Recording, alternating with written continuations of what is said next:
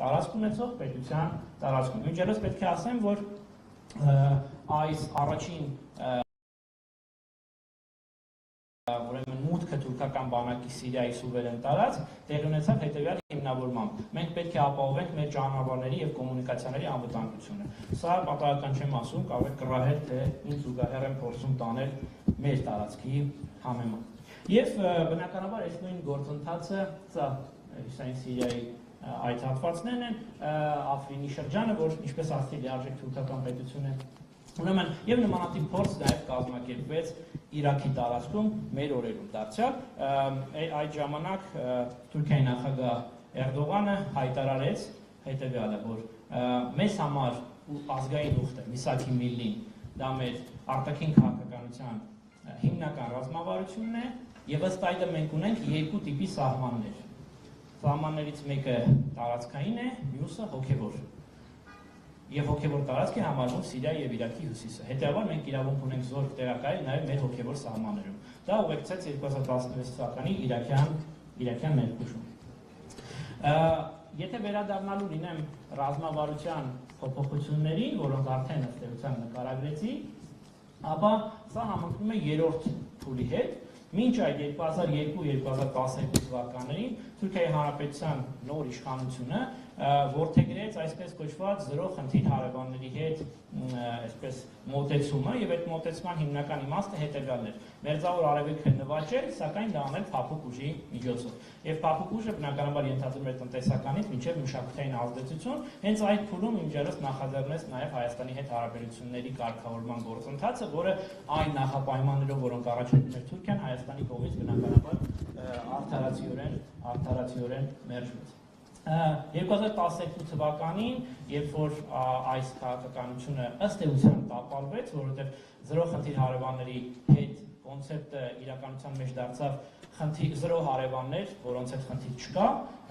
ուրեմն դրանից հետո թուրքական վերնախավում իշխող եւ քաղաքական եւ ռազմական վերնախավում որոշում կայացվեց անցում կատարել այսպես կոչված ուրեմն ուլտրա աճ եւ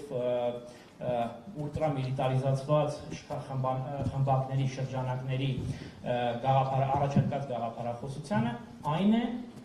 ուրեմն միլիտարիզացնել Թուրքիայի արտաքին քաղաքականությունը։ Ինչ է սա նշանակում։ Սա նշանակում է, որ հիմնական գործիքը արտաքին քաղաքականություն վարելու դիվանագիտականից անցում է կատարում ռազմականից։ Եթե պարզ բառերով նկարագրենք, ապա կենցաղային նույնիսկ բառերով նկարագրենք, ապա սա նշանակում է հետևյալը. մենք մեզ հետաքրքրող շրջաններում ստեղծում ենք կոնֆլիկտներ ռազմական, բոլորին ցույց ենք տալիս, որ այդ ռազմական կոնֆլիկտների հեղինակը մենք ենք, եւ դրանից հետո ստիպում ենք, որպեսզի բոլորը մեզ հետաքրքրող շրջաններում մեզ հետ բանակցեն։ Իսկ թվում է, որ Արցախյան պատերազմը դրա ամենացայտուն եւ ամենավառ դրսեւորումն էր, երբ որ Թուրքիան ըստ էության որևէ վարկյան չխուսափեց խոստովանել, որ ինքը կա այս կոնֆլիկտում, ինքը այս կոնֆլիկտի մասը եւ փաստացի որպես արդյունք ստացավ այն, որ այսօր Թուրքիան հաշվի առնվում ուրեմն Արցախյան հակամարտության բանակցային գործընթացում եւ խոշոր հաշվով Թուրքիան հայտնվել է հարավային Կովկասում։ Թուրքական այս միլիտարիզացված արտաքին քաղաքականությունը այսօր Թուրքիայում ընդունված է կոչել հետեւյալ բանաձևով՝ կապույտ հայրենիք, մավի վաթան, որտեղ գլխավոր բաղադրիչը այնուամենայնիվ 3 ծովերում, Սև Էգեյան եւ Միջերկրական ծովում Թուրքիայի գերակայության հաստատումն է, բայց սրա բաղկացիչ մասն է նաեւ Կովկասում Թուրքիայի առաջխաղացումը։ Եվ այս հակիրճ, հնարավորինս հակիրճ նկարագրությունից հետո ես կառաջարկեմ մի քանի խոսքով անդրադառնալ այս պահին առաջարկվող հիմնական պլատֆորմին կամ հիմնական ձևաչափին, այն է Թուրքիայի կողմից Հայաստանի համար եւ Կովկասի համար առաջարկվող Կովկասյան պլատֆորմը, որի մեջ պետք է մտնեն Կովկասյան 3 հանրապետությունները, Թուրքիան եւ ցանկության դեպքում Ռուսաստանի Դաշնությունն ու Իրանը։ Սա այս պահին Հայաստանի ներկայացվող հիմնական փաթեթն է համագործակցության ձևաչափի։ Ինչպես հասկանում եք, սա նոր ծրագիր չէ, 2008 թվականի օգոստոսյան պատերազմից հետո ուրեմն Օսիայում եւ Աբխազիայում Թուրքիան եւս առաջարկել էր այս նախագիծը, այդ ժամանակ այն մերժվեց, որովհետեւ այնտեղ նախապայմանները բոլորովին ուրեմն այլ էին, բոլորովին չէին նպաստում հայկական այսպես շահի սպասարկմանը։ Այսօր այդ ուրեմն պլատֆորմի գաղափարը նորից առաջարկվել է շատ ավելի վատ պայմաններով, ինչքան որ մեզ հասու է բաց աղբյուրների հետազոտությունից, մենք ունենք մի իրավիճակ, որ Կովկասյան պլատֆորմում Հայաստանը ոչ թե ստանում է, ինչպես մեզ ներկայացնում են, ապաշրջափակում եւ լայն համագործակցություն, այլ հակառակը շրջափակում է ստացվում, որովհետեւ այն պայմանները, որոնք առաջ դրված են Հայաստանի առջև, դրանք լիարժեք ենթադրում են, որ մենք պետք է հրաժարվենք տարածաշրջանային որևէ անկախ ուրեմն համագործակցության ձևաչափից, օրինակ հյուսիս-հարավ ճանապարհից։ Եվ այստեղ ստացվում է, որ այդ Կովկասյան պլատֆորմը փաստորեն լինելու է Թուրքիայի փակ ակումբը, Թուրքիայի գլխավորությամբ եւ այստեղ կա շատ մի կարևոր էլի նուրբ դետալ, որ փաստացի Կովկասյան պլատֆորմին համաձայնելու դեպքում մենք լիարժեք հնարավորություն ենք տալիս Թուրքիային 100 տարի անց դե յուրե ներկա լինելու տարածաշրջան, որտեղ մինչ այս պահը դե յուրե ներկայացված չէ, Արցախյան պատերազմից հետո այն ներկա է դե ֆակտո ռազմական կոնտինգենտի տարբերակով, իսկ Կովկասյան պլատֆորմին համաձայնելու դեպքում մենք ստանում ենք մի իրավիճակ, երբ որ Թուրքիան փաստացի լիարժեք տերն է դառնում Հարավային Կովկասի, փորձագետներից ոմանք այն համատում են Կովկասյան Եվրոմիության հետ, ես հակված եմ կարծել, որ իրականում մենք ունենալ ենք այսպես փոքրիկ նեոգաղութային տարածք Հարավային Կովկասում Թուրքիայի գլխավորությամբ։ Եվ վերջապես մի ուրեմն դրվագ եմ ուզում, մի քարտեզ եմ ուզում ցուցադրել ու դրանով ավարտել։ Սա Թուրքիայի ռազմական ներկայությունն է մեր տարածաշրջանում 2020 թվականի նոյեմբերից հետո։ Դուք այստեղ տեսնում եք բացի Աֆղանստանից 9 երկրում մեր անմիջական հարևանությամբ 9 երկրում Թուրքիայի ռազմական ներկայություն անմիջական, ընդ որում որոշ տեղերում այստեղ ներկայացված թվերը չեն համապատասխանում իրականությանը, որովհետև շատ ավելի մեծ է ռազմական կոնտինգենտը եւ կարծում եմ կարող եք կռահել, որ այս ռազմական ներկայությունը գրեթե ուղիղ համընկնում է մոտապես այս գաղափարական գծի հետ։ Միջին Ասիայից Թուրքիայի միջոցով կամուրջ դառնալ դեպի Եվրոպա, հատկապես էներգետիկ համակարգերի համար եւ դրա կարևորագույն նախապայմանը, ինչպես երևի կռահում եք, դա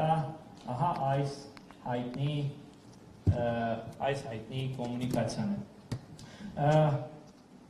Այստեղ ես ուզում եմ ավարտել, կարծում ժամանակն է լրացել է, ուրախ կլինեմ պատասխանել ձեր հարցերին։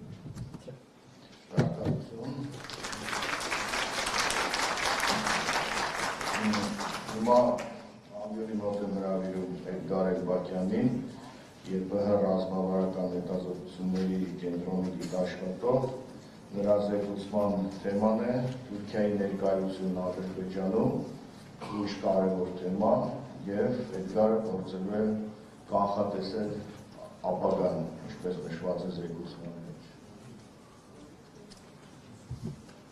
Բարև ձեզ հարգելի ներկաներ,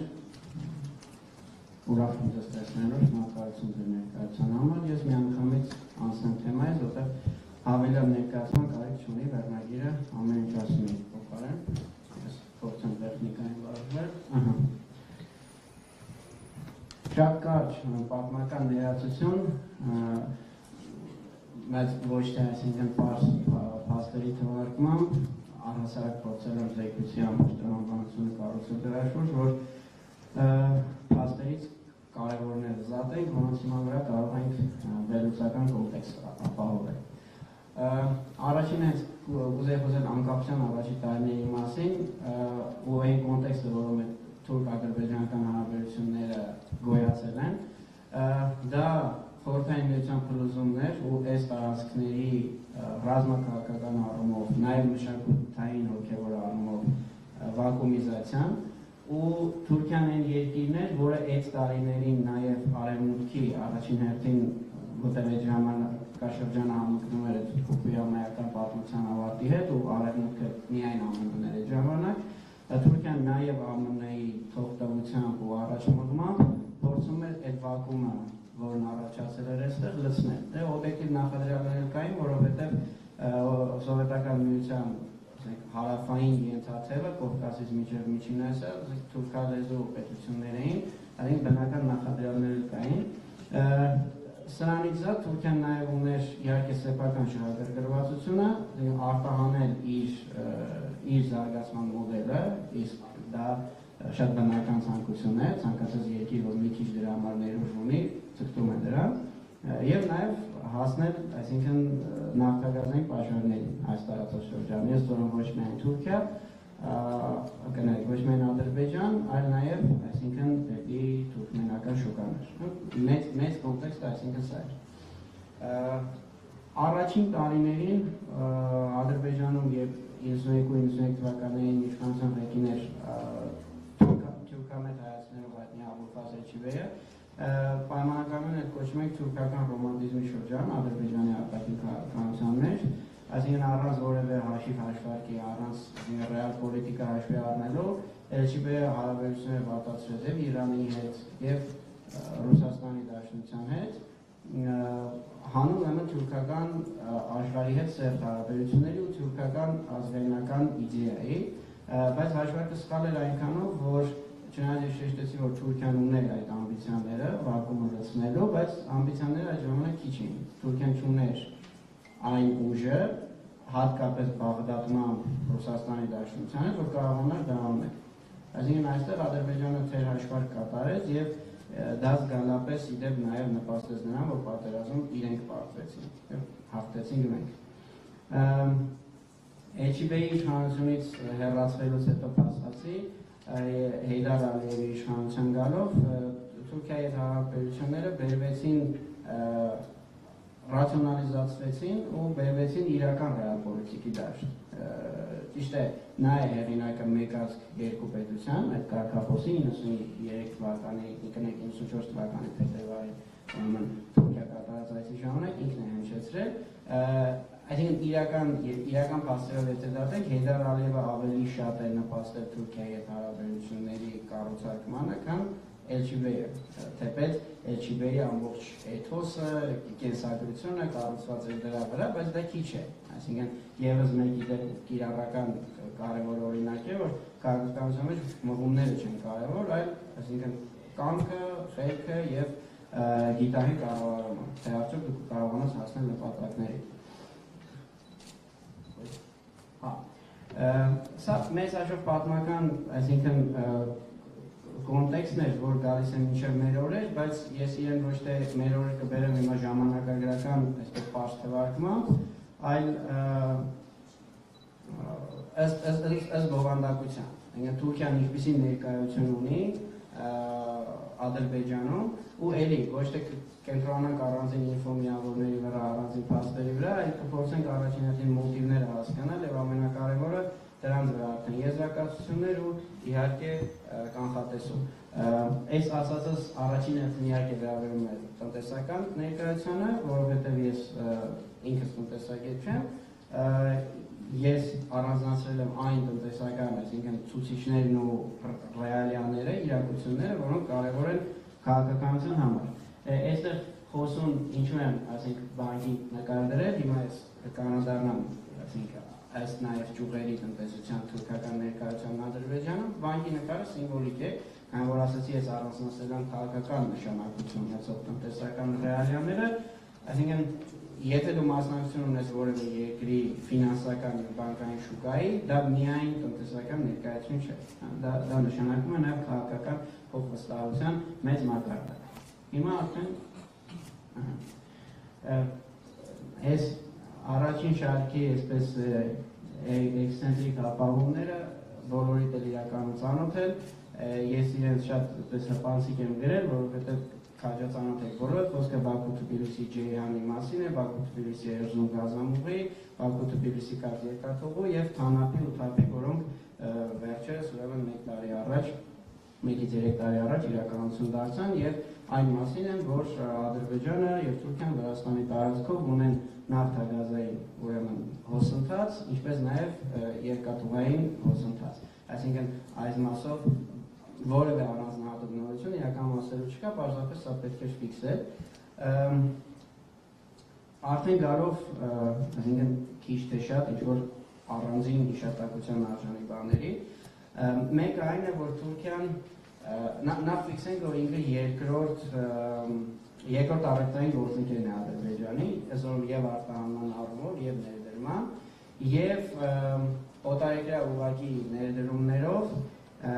դարձել երկրորդն է, զիջում է միայն Մեծ Բրիտանիային, բայց հասկանալի է Մեծ Բրիտանիան, այսինքն սոցիոլոգիայի լեզվով ասած,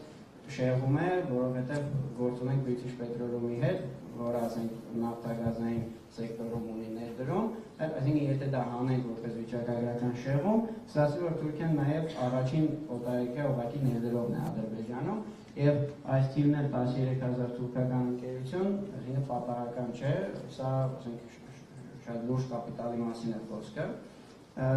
Այստեղ ինձ մոտ թվեր կա նաև, որտեղ այստեղ մեզ համար քաղաքական առումով շատ կարևոր է քաղաքագիտական դինամիկան։ Ես դրա համար առանձնացել եմ, թե ինչպես է օրինակ Թուրքիայի մասնաբաժինը, փայը Ադրբեջանի արտաքին առևտրաշրջանառության մեջ աճել, օրինակ տեսեք 2012-ից 14 թվականներին, այսինքն ընդամենը 7 տարի առաջ այն ընդամենը 6% էր, իսկ 2019 թվականին արդեն 14 է դարձել։ Այսինքն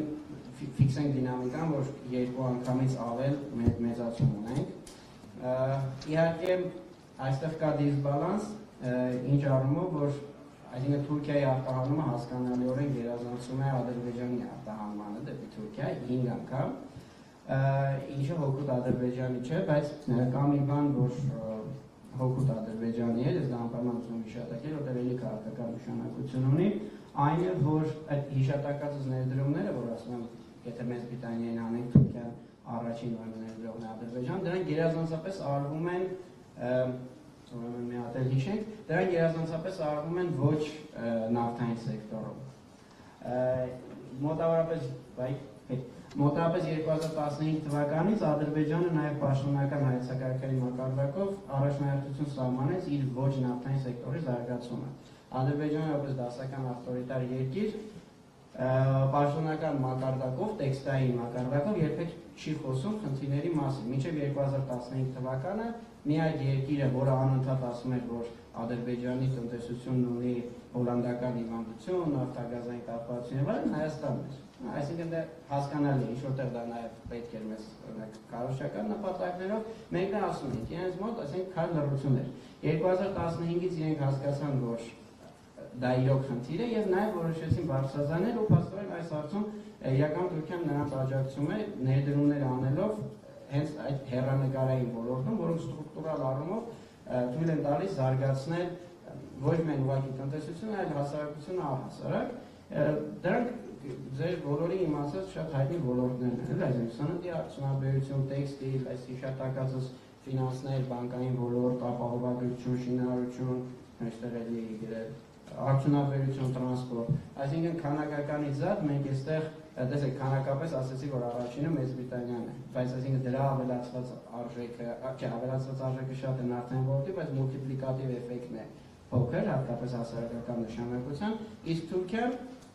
հենց մուլտիպլիկատիվ էֆեկտ է ստեղծում ավելի երկարաժամկետ հեռանկարում Ադրբեջանի ուրեմն տնտեսության եւ հասարակության զարգացման համար։ Սա կառուցվածքային մասնակցության մասով։ Հիմա շատ կարևոր ուրեմն հանգրվանի գալիս լավ, կարևոր նկարը ավելի շատ է զգայանում ձեր ուշադրությունը, ես անդրադառնում թե ինչու եմ այս նկարն ընտրել, ուղղակի ինքը մարդավարական տեսանկյունից է, հետաքրքիր, այսինքն, չէ, իրականում այստեղ պետությունների ուժերի տարբերություններ է երևում, եթե նայեք Թուրքիայի ղեկավարի հայացքը շատ ավելի հեռուն ուղղված ու ավելի փիլիսոփայական է, իսկ երկրորդը երևի չմեկնաբան է։ Սա 20 թվականի փետրվարի 25-ն է, կնքվեց արտոնյալ առևտրի կամ պրեֆերենցիալ առևտրի համաձայնագիր այս երկու երկրների միջև, որը ուժի մեջ մտավ նույն տարվա հուլիսի 1-ից։ Չէ, սա շատ կարևոր բան է, որովհետև մինչ այդ թուրքական ապրանքները շատ լուրջ մրցակցության մեջ էին ԱՊՀ-ի ապրանքների հետ Ադրբեջանը, որտեղ ԱՊՀ երկրները, դե իհարկե Հայաստանը հանած, նույն, ասենք, համանման ռեժիմից օգտվում էին։ Եթե կարճ ոչ շատ նեղ մասնագիտական ուսանելիներ, սա ընդհանրապես ասենք մաքսերի նվազեցման կամ առհասարակ որոշ ապրանքատեսակների դեպքում մաքսերի վերացման մասին է։ Այսինքն թուրքական ապրանքները եւ ադրբեջանական ապրանքները միմյանց երկրներ գնում են ավելի էժան։ Ու խոսքը վերաբերում է մոտ 15 անուն ապրանքի, որոնք եւ ռազմավարական նշանակություն ունեն եւ սոցիալական։ Դիաբետով հիվանդների համար դեղերը հիմա Ադրբեջան ավելի էժան են մտնում թուրքական դեղերը։ Եվ սա իրեն ուշադրություն դարձեք թվականին, այսինքն փետրվար 25, հուլիսի 1-ին մտավ ուժի մեջ, սա մեզ հաշվով պատերազմի տարիներ, ու մենք էլի ֆիքսում ենք դինամիկան Թուրքիայի ծավալման դեպի Ադրբեջան։ Հա։ Էլի կարճ ու, այսինքն թեզիսային ես անդրադառնամ Թուրքիայի արդեն կրոնական ներկայությանը, ի սկզբանե բաստողում արեցի, չասացի, որ անդրադառնալու եմ տնտեսական ներկայություն անդրադարձա, կրոնական, շատ հաճախ ռազմական եւ փափուկ ուժի։ Հիմա շատ արագ կրոնականը պետք է հաշվի առնել էլի մի շատ կարևոր այսպես փիլիսոփայական կողմ, որ կրոնի դաշտում նույնպես Թուրքիայում Ադրբեջանում ստեղծվել էր վակուում հետխորհրդային տարիներին եւ Թուրքիան այստեղ նույնպես ոնց որ նիշա գտավ, ազատ տարածք գտավ, սա վակուումի մասին է, ես ձեզ համար հիմա կթարգմանեմ ինչի մասին է խոսքը 2010-13 թվականների դինամիկան է, ես ձեզ ընդամենը գույները թարգմանեմ, տոկոսը արդեն դուք ինքներդ կտեսնեք։ Այն վերևի կապույտը մարդիկ են, ովքեր ասել են ես կրոնական չեմ, հավատացյալ չեմ մեր լեզվով, ասած մենք տեսնում ենք նվազում, այն 59-ից 41 ընդամենը 3 տարվա մեջ։ Մեջտեղի կարմիրը միջինն է, էլի միջին, բայց այստեղ նույնպես տենդենսը կարևոր է, որ միջինից մենք անկում ենք տեսնում դեպի կրոնականը։ Եվ դե արդեն կրոնականը կանաչը, էլի տեսնում ենք 16-ից 27% աճ։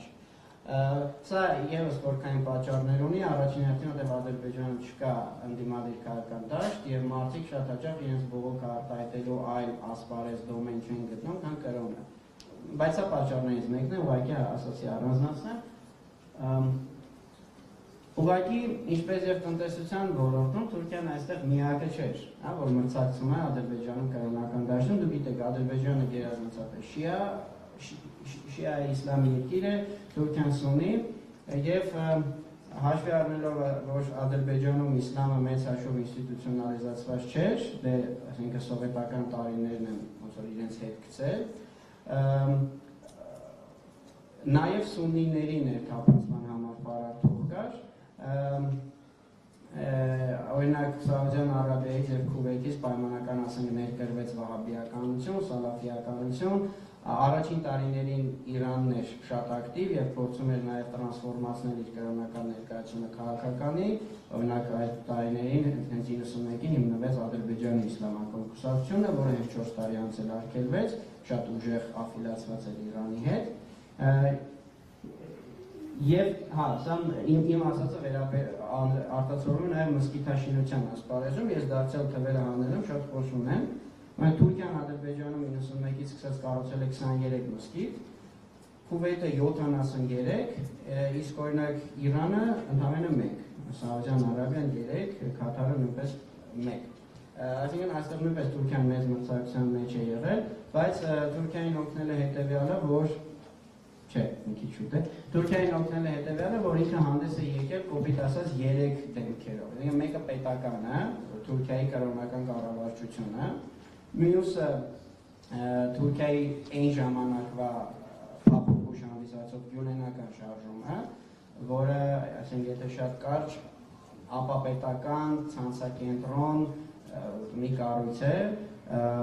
որի առաջնորդը, այսինքն ներկայացնական հոգևոր առաջնորդ է, Թուրքիայի իհարկե ազգությամբ Ամերիկայում բնակվող, եւ երրորդ դեմքը, որով թուրքական մզկիթները եւ թուրքական կրոնական ներկայացումը կյանք են ստացել, պարզապես թուրք գործարարները։ Կան նաեւ այդպիսի հարուստ մարդիկ, ըստ Թուրքիայում չապրող, որ մզկիթներ են կառուցել։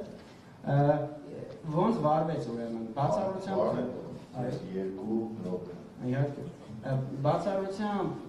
թուրքական ներկայության Ադրբեջանը օրենսդրական այնպիսի փոփոխություններ արեց, որ մյուսների կրոնական ներկայությունը առավելագույնը սահմանափակեց։ Այսինքն արգելվեցին հանրային վայրերում կրոնական ատրիբուտիկայի կրելը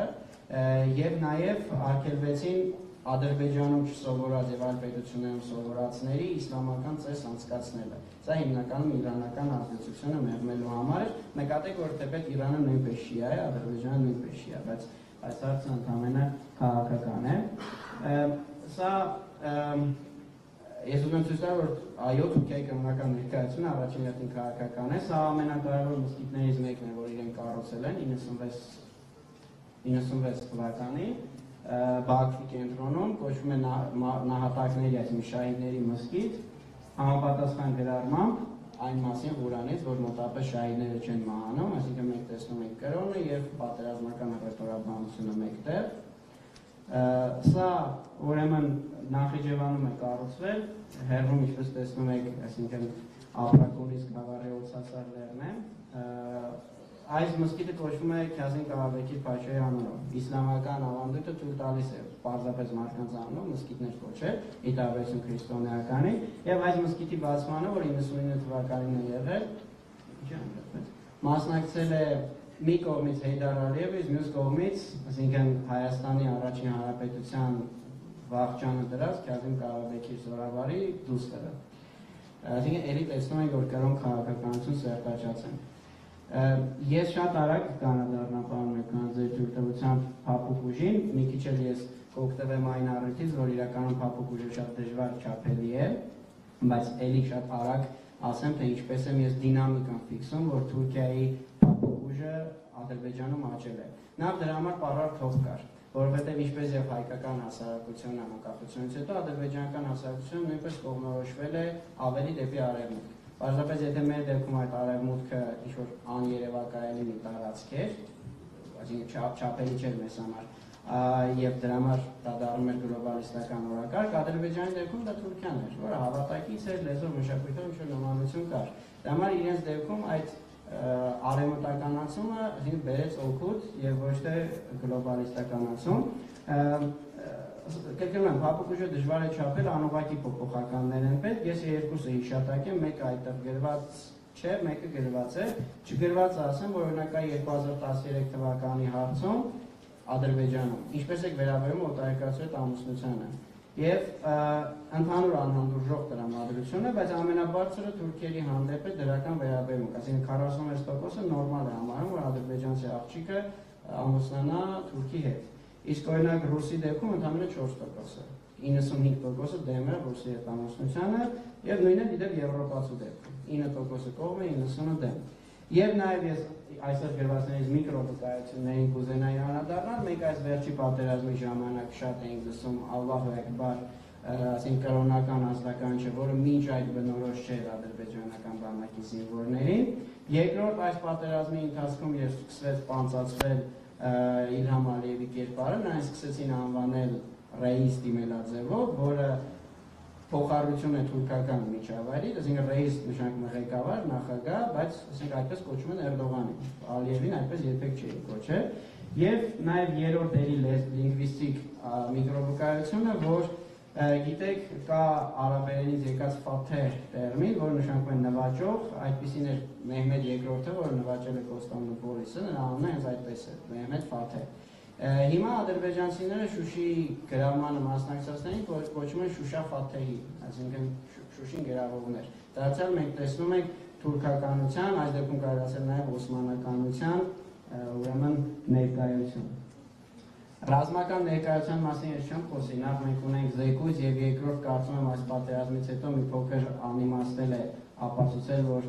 Թուրքիան ունի ռազմական ներկայություն Ադրբեջանում, ընդամենը այս մեկ սիմվոլիկ նկարն է, սա ուրեմն Մարտակերտի պաշտպանական շրջանի նախկին 36 մարտական դիրքն է, հայտնի ոչ այնքան բարեհունչ անվանմամբ ժողովրդական շրջանակներում, եւ ինչպես տեսնում եք, այստեղ Թուրքիայի հանրապետության դրոշը շատ ավելի առաջ է, ավելի լավ է երևում, քան ասենք Ադրբեջանին է։ Եվ ես անցնում եմ եզրակացություններին, սա վերջնական հատվածն է։ Պատերազմից հետո Ադրբեջանում ստեղծվեց իմաստի վակուում։ Այդ պետության ամբողջ էթոսը կառուցված էր վրեժխնդրության եւ հայատյացության հիման վրա։ Եվ ինչ-որ մի ժամանակ անգամ մասնագիտական շրջանակներից համար անհասկանալի էր, թե ինչով է դա լցվելու, հատկապես հաշվի առնելով, որ այս երրորդ գետում իմ գրած ձևակերպմամբ հիմա պայքար է ընթանում, այսպես ասենք, ադրբեջանական ժառանգության համար, ուսանք միջնադարյան էսթետիկայից են վերցրել այս ձևակերպումը, մի կողմից Ռուսաստանի, մյուս կողմից Թուրքիայի միջև։ Հասկանալի է, որ Թուրքիան շատ է ներխուժել հարավային Կովկաս, ինչպես նախորդ բանախոսը գործընկերը նշեց, եւ սա չի կարող խնդիր չլինել Ադրբեջանի համար։ Եվ նրանք պիտի փորձեն բալանսավորել Ռուսաստանի միջոցով։ որը այստեղ շատ ակնհայտ է, որ ինչպես մենք տեսանք, թուրքական ներկայությունը նաև ուղղակիորեն նշանակում է Ռուսաստանին դուրս մղող ներկայություն։ Եվ այստեղ հասկանալի պատճառներով Ադրբեջանի գործող իշխանությունը հայտնվելու էր խնդրի մեջ, այսինքն մի կողմից նրանց լեգիտիմությունը կարող է ժամանակի ընթացքում կասկածի մեջ մտնել, որտեղ դա կառուցված էր Ղարաբաղի վրա, իսկ իրենք հենց անձամբ հայտարարեցին, որ Ղարաբաղի հարցը լուծված է, մյուս կողմից կրկնում եմ, ընթանալու է պայքար, Թուրքիան կոպիտ իր մասնաբաժինն է ուզենալու այդ հաղթանակի հարցում օգնելու համար, Ռուսաստանը ունենալով Ադրբեջանի այսպես ասած դե ֆակտո տարածքում ռազմական, փաստացիորեն ռազմական բազա, անընդհատ դրա մասին հիշեցնելու, փորձելու է դրա վրա դիվիդենդներ քաղել։ Եվ մենք հիմա վերջերս տեսնում ենք, որ այս խաղում ճիշտ դիրքավորել Քանի որ հարցը պատասխան է լինելու, վստահ եմ դուք արտահայտվելու հնարավորություն ունենաք։ Ես ձեզ հորդորում եմ 30 վայրկյանում երեք եզրափակիչ կետերը ասել եւ գալ նստել իմ գործում։ Պատվավոր տեղ է, դրա համար ես չեմ հրաժարվի դրանից։ Հա, իրոք 30 վայրկյան է մնացել։ Մենք տեսնում ենք, որ Իլհամ Ալիևը այս հարցի շատ հեշտ լուծում է գտել։ Այսինքն ինքը շարունակում է հայատյացությունը խթանել եւ հակահայկականության առանցքի շուրջ փորձել պահպանել ներսում իր լեգիտիմությունը, որտեղ հասկանալի է, թե դրսից անընդհատ իրեն խփեն, ժողովրդական լեզվով ասած, եւ դա խարխլի իր լեգիտիմությունը, նա ներսում դրա կարիքը զգալու է։ Ես չորրորդ կետին չեմ անդրադառնա, պարոն Մելքոնյան, թե Հայաստանը ինչ պիտի անի այս խաղում, դա կթողնեմ ձեր նշած հարցի պատասխանին։ Շնորհակալություն։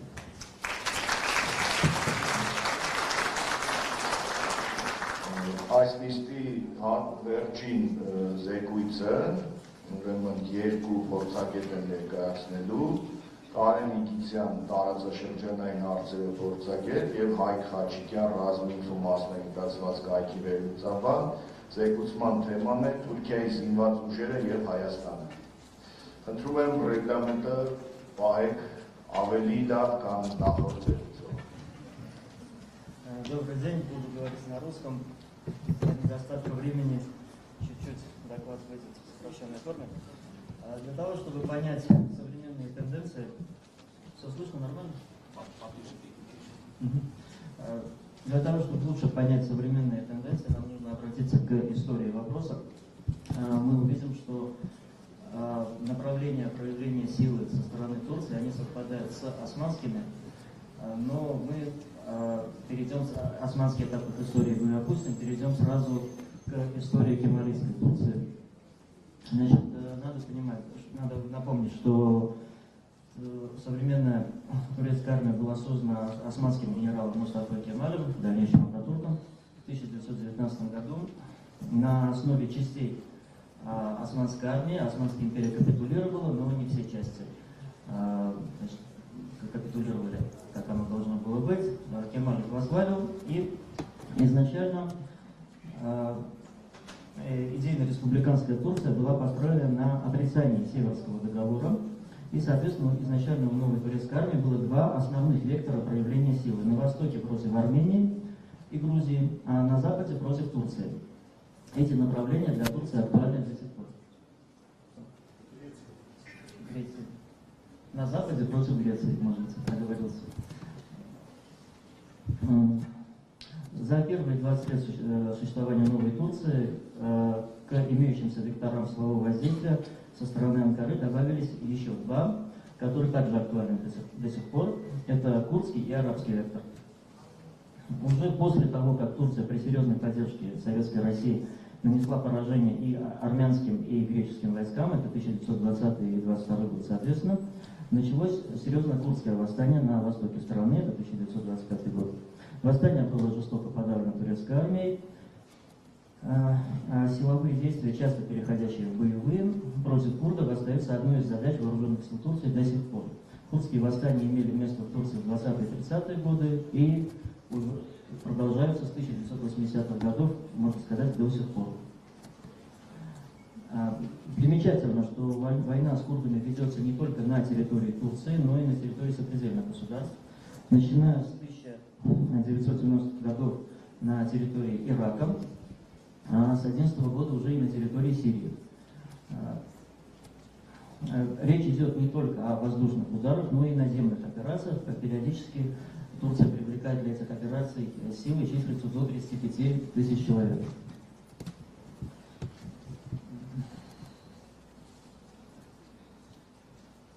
Курдский фактор, была попытка использовать курдский фактор и для агрессии против Армении во время Карабахской войны, но тогда это не получилось, было пресечено. В 1938 году Турция захватила у Турции Санджака Александреты, о чем уже говорили коллеги. Тем самым был обозначен еще один силовой вектор. Это, как я уже говорил, арабские страны, которые входили в состав Османской империи в свое время. И опять же подчеркну, что Санджак Александреты был суверенной территорией Сирии, но тем не менее он оккупирован и аннексирован Турцией, хотя Сирия до сих пор не признает эту аннексию.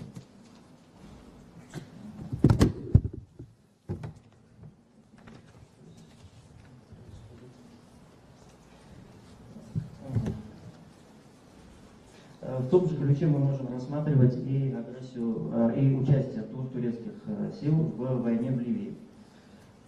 Важной вехой в развитии вооруженных сил Турции является Вторая мировая война, в которой, хотя Турция и не участвовала, но провела крупную мобилизацию. Численность турецких войск достигла 1 миллиона человек, 750 тысяч из которых были сконцентрированы на границе с Советским Союзом, а именно с Арменией и Грузией, что, конечно, сковывало резервы советской армии, которые были необходимы для войны с фашистской Германией на других фронтах, в частности под Сталинградом. Учитывая желание властей Советского Союза вернуть армянские и грузинские территории, захваченные Турцией в 1920 году, еще во время Второй мировой войны Анкара начала искать опору против СССР на Западе и нашла эту опору. Примечательно, что в рамках этого поиска опоры и подтверждения своей лояльности Турция приняла участие в Корейской войне. Она была второй страной, которая отправила свой воинский контингент в Корею. Уже по ходу Корейской войны Турция вступила в блок НАТО, который гарантировал неприкосновенность границ республики. И после вступления в блок НАТО уже на территории Турции были размещены спустя 10 лет ракеты, которые послужили причиной для возникновения Карибского кризиса, который поставил мир на грань ядерной катастрофы. В 1974 году вновь греческое направление активизировалось в турецкой военной экспансии. Воспользовавшись сложной политической обстановкой и в Греции, и на Кипре, Турция осуществила военную агрессию. Значит, опять же, 35-тысячная турецкая армия высадилась на острове, захватила 37% его территории. И примечательно, что силовой фактор Турция до сих пор использует в противостоянии с Грецией и с Кипром по поводу островов в Эгейском море и территорий в Восточном Средиземноморье. Важно отметить, что еще до обретения Армении независимости в 1991 году Турция активизировала один из своих основных векторов, это антиармянский. Так еще в 90-м году СССР предупреждал Турцию о недопустимости переброски оружия и боевиков в Нахичеванскую автономию. Что такой случай уже имел место быть в 90-м году. Одной из первых, признав независимость Армении в 1991 году, Турция сразу выдвинула 3 предусловия для установления дипотношений, а именно отказ Армении от претензий по поводу геноцида 1915-1920 годов, признание границ, которые были установлены Карским договором, и прекращение, как они говорили, агрессивной политики в отношении Азербайджана. Напомню, что на тот момент не было никаких, как позже будет сказано в пропагандистских материалах Турции и Азербайджана, оккупированных территорий. Да? То есть, но на тот момент все равно требование прекратить агрессию по адресу Азербайджана уже было. Также сразу после развала СССР установила блокаду Армении, что является актом войны. Во время Первой Карабахской войны Турция оказывала всестороннюю поддержку Баку, о чем подробно сказано в работах Хайка Демояна. Турецкие военные советники участвовали в планировании операции азербайджанской армии, обучали азербайджанских солдат. Кроме того, на стороне Азербайджана воевали турецкие националисты из партии «Серые волки». Турция помогала Азербайджану в снабжении, в том числе вооружением. Крупные по региональным меркам партии оружия поставлялись Азербайджану со складов, оставленных советскими войсками стран бывшего Восточного блока. По ходу войны Турция оказывала серьезное военно-политическое давление на Армению. На границе с Арменией проводились масштабные военные учения, подразделения вооруженных сил Турции на армянском направлении были приведены в полную боевую готовность. Все это сопровождалось заявлением турецких официальных лиц о том, что Турция имеет право и готова вмешаться в войну, в том числе якобы для гарантии неприкосновенности Нахичевана, помощи братскому Азербайджану и так далее. Готовые к агрессии турецкие войска вернулись в казарму после заявления главнокомандующего вооруженными силами СНГ маршала авиации Шапошникова о том, что такое вмешательство может привести к Третьей мировой войне. Посол России в Турции также заявил, что Карский договор, на который ссылались в Анкаре, не дает права Анкаре применять войска в этом вопросе. Զեկույցը երկու մասից է, ես ձեզ 2 րոպե տրամադրեմ, ամփոփեք, որ մենք փոխանցենք նաև Հայկ Հաչիկյան։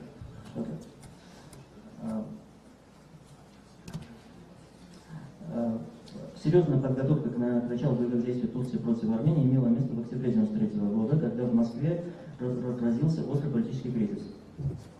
В случае поражения президента Ельцина, вероятно, Турция попыталась бы осуществить свою угрозу. А тогда экспансионистские планы Турции привели в движение другую региональную силу, Иран, который тоже подтянул свои войска к армянской и азербайджанской границе. Учитывая неоднократно озвученные по ходу войны угрозы в адрес Армении и заявления о поддержке Баку и оказанную Баку поддержку, поражение Азербайджана в Турции воспринималось как поражение самой Турции, что нашло выражение и в заявлениях официальных лиц. Правда, они применяли эвфемизм. Вместо поражения слово «боль». Боль Азербайджана – это боль Турции. После смены власти в Армении в 2018 году армянская государственность и армия были сильно ослаблены. При поддержке Турции Азербайджан осуществил агрессию и захватил значительную часть Арцаха. Примечательно, что Турция привлекла к войне против армян в Арцахе около 2000 сирийских наемников и террористов. А на территориях, перешедших под контроль Баку, установлены не только азербайджанские, но и турецкие флаги. Турция и Азербайджан добились согласия официального Еревана на создание Мегринского, или как они называют, Зангитурского коридора, который призван связать Азербайджан и Турцию по территории Армении. Примечательно, что Турция стала вмешиваться и во внутренние дела Армении. К примеру, 25 февраля 2021 года глава МИД Турции резко осудил заявление Генштаба ВС Армении, потребовавшего отставки правительства Пашиняна. МИД Турции приветствовал решение Пашиняна о проведении досрочных выборов и так далее. Резюмируя, следует отметить, что векторы силового воздействия ВС Турции не меняются уже более 100 лет, а для политического руководства Турции нарушение границ суверенных государств не является и не являлось сдерживающим фактором. Турция всегда готова применить силу, выжидая лишь удобного момента. А задача вышеуказанных стран, которые подвергаются этой агрессии, не допустить подобного момента, подобных развития событий.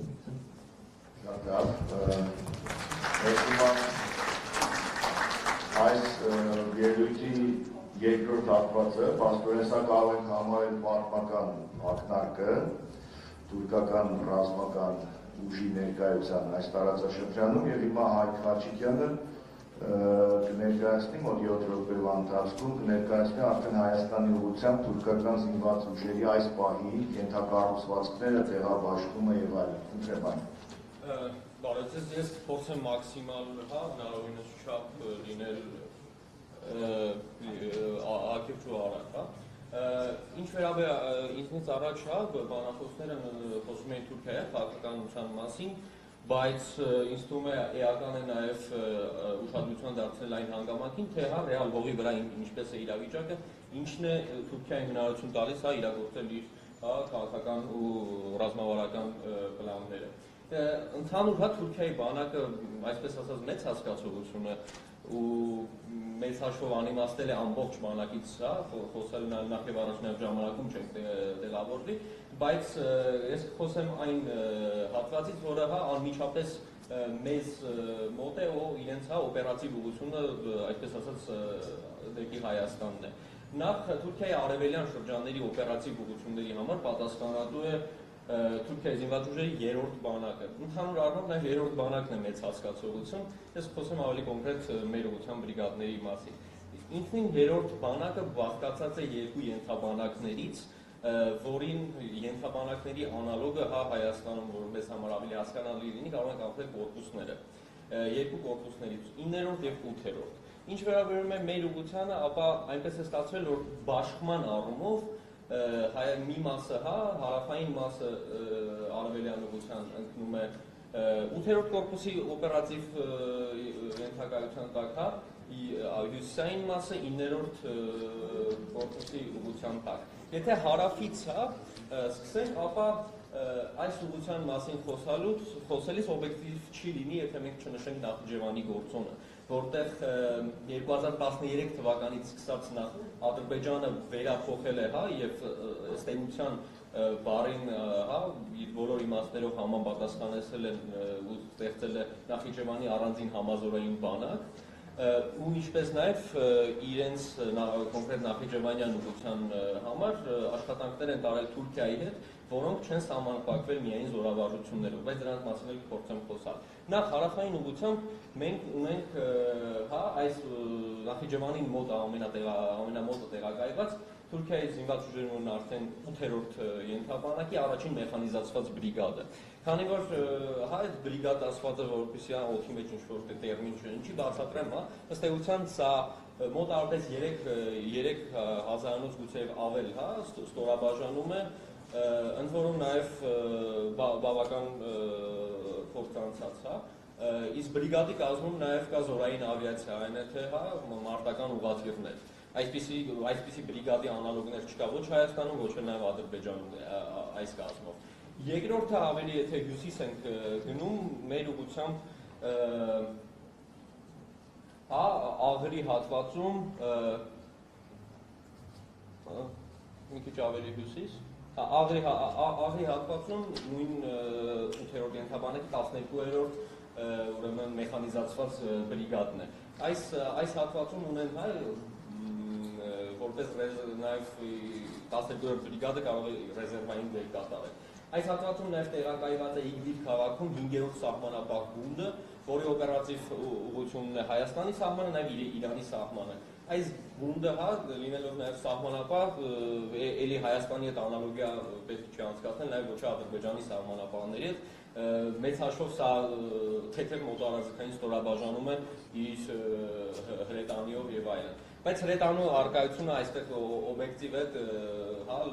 Իրանի հատվածում նաև այս լեռնային հատվածում լինում են քրդերի հետ բախումներ ու հրետանին օգտագործել են, նաև։ Ավելի հյուսիս մենք ունենք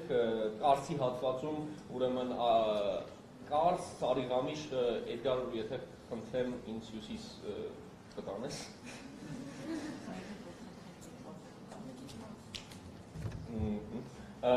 Այսպես եթե պատկերացնենք Կարս Սարիղամիշ Էրզրում, գծի վրա արդեն 9-րդ բանակի ստորաբաժանումներն են այս հատվածում կենտրոնացած։ Այստեղ մենք Կարս քաղաքում ունենք 14-րդ մեխանիզացված բրիգադը, ավելի հյուսիս 9-րդ ուրեմն ավելի խոր, Սարիղամիշում 9-րդ ուրեմն հատուկ նշանակության բրիգադը, որը մինչև 2016 թվականը եղել է մեխանիզացված բրիգադ։ 2016 թվականին այս բրիգադի հիման վրա վերակ փոխումներ են կատարել եւ ստեղծել են արդեն հատուկ նշանակության բրիգադ։ Այս բրիգադը ի դեպ այնպես չէ, որ Սարիղամիշում ինքն իր համար պարտակվել է, մասնակցում են նաև Սիրիայում գործողություններին այս բրիգադի ստորաբաժանումները։ Իսկ ավելի խորքում արդեն Էրզրումում տեղակայված են այս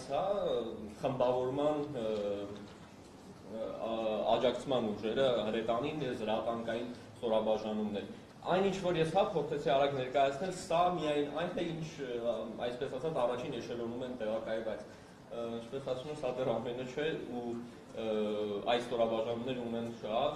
ավելի խորքում շատ բուրդ ռեզերվներ։ Եթե փորձենք արագ ռեզերվանքում անենք, այս հատվածում Թուրքիայի զինված ուժերը ռեզերվի խնդիր բացարձակ չունեն։ Իսկ հիմա կոնկրետ նաև մի քանի առանձնահատկություն ասեմ, ավելի ճիշտ նկատառում։ Այս բրիգադները այնպես չի, որ մենք նաև ուշադրություն ենք գրավում այն առումով, որ պարզապես մոտենում ես։ Հա, մենք եթե ուսումնասիրել ենք, լսել ենք նաև նորություններով եւ այլն, Թուրքիան եւ Ադրբեջանը անում են համատեղ զորավարություններ եւ այլն։ Հա, իսկ մեր հարցը առաջանում իսկ ում հետ են անում, հա, զորավարությունները ովքեր են ներգրաված։ Նախիջևանում Թուրքիան հիմնականում երբ որ համատեղ զորավարություններ են լինում, Թուրքիան ուղարկում է առաջին մեխանիզացված բրիգադի ստորաբաժանումների։ Ինչու, որովհետև Նախիջևանի հետ ամենամոտ ստորաբաժանումը թուրքական դա առաջին մեխանիզացված բրիգադն է։ Ավելին, երբ որ արդեն բուն, այսպես ասած, մայրցամաքային Ադրբեջանի տարածքում են ընթանում զորավարությունները, վերջինը, որը եղավ 2020 թվականի ամռանը, դրանք հիմնականում ընթանում էին Ադրբեջանի թիկունքային 4 կորպուսում Բաքվի մերձակայքում գտնվող զորավարժանում ու 4 կորպուսի հետ բնականաբար։ Այստեղ եւս այս 2020 թվականի զորավարությանը ներգրավել էին հենց առաջին մեխանիզացված բրիգադի ստորաբաժանումները։ Ընդհանուր պատկերում կարող ենք ասել հենց այս շրջանների զորամիավորումների հետ են բոլոր սցենարները խաղարկվում։ Ինչ վերաբերում է նաև այն ասացից, որ չեն սահմանափակվել միայն զորավարություններով, իսկ ինչ են արել, հա։ Նախիջևանի հատվածում, ինչպես ասեցի, իրենց բոլոր օպերատիվ մակարդակում գործողությունները այնպես էին դասավորել, որ անկախ ամեն ինչից Թուրքիայի ներգրավվածություն դա ենթադրում էր։ Իսկ ինչ ձևաչափով։ Նախիջևանում ընթանում էին հիմնականում պատրաստություններ հակահարձակողական կամ պաշտպանողական բնույթի։ Իսկ այս օպերացիաների իրագործումից ելնելով նաև ուրեմն կառուցել էին ճանապարհ, որը Թուրքիայի զինված ուժերին կհասցներ Նախիջևան, այսպես ասած, սադարակի հատվածից պաշտպանություն կազմակերպելու։ Իսկ Նախիջևան Թուրքիային կապում է ընդամենը մեկ ճանապարհ, հա, որը հայկական կողմից մանավանդ այդ հատվածում եթե եղել եք, բավական հեշտ մանավանդ հետախուզական սարքերի դեպքում արդեն բավական հեշտ դիտարկելի է։ Գետի ափով 2017 թվականից սկսած կառուցել էին, այսպես ասած, դեպի օպերատիվ պլաններում եթերային, դեպի առաջնագիծ տանող ճանապարհ, որը մի հատվածից, այսինքն ենթադրելի է, որ հայկական հատվածից պաշտպանված է։ Եթե փորձեմ ամփոփել, Թուրքիայի եւ Ադրբեջանի այդ ռազմական համագործակցությունը չի սահմանափակվել միայն տեքստերում ռազմավարություններ մշակելիս, ինչպես նաև միայն սիմվոլիկ զորավարություններ անելուց։ Զորավարությունները չեն եղել սիմվոլիկ, եղել են կոնկրետ նպատակների համար ու կոնկրետ գործնական, ու բացի դրանից նաև ենթակառուցվածքային խնդիրներ են լուծել։ Եվ ամփոփման համար վերջում կարող եմ նշել, թե պատերազմը ռազմական գործողությունները ավարտվել են նոյեմբերին, սակայն նրանց գործողություններում առնվազն մինչև այս պահը ոչ մի բան չի փոխվել, նույն գործընթացները շարունակվում են։ Այն ինչ կատարվում էին մինչև պատերազմը, որոնք արդեն կարող եք փաստել, արդեն որպես պատմական փաստ, պատերազմի պատրաստության գործողություններ էին։ Շնորհակալ եմ։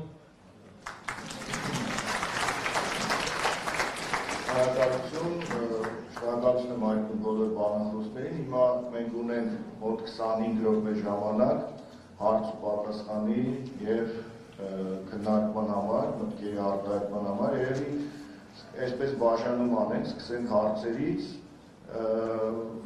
այնուհետև կանցնենք մտքերի փոխանակմանը կարծիքների։ Խնդրեմ, պարոն Չալաբյան։ Միկրոֆոնը,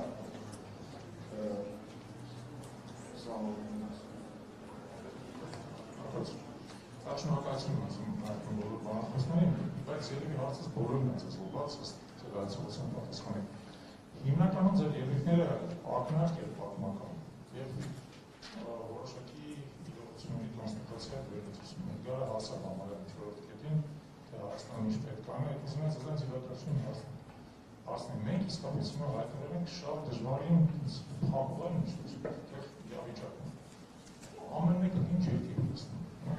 Թուրքիան եւ Ադրբեջանը մեր վրա ըստ էության զգում կամուշ կառուցում։ Մեր վրա ում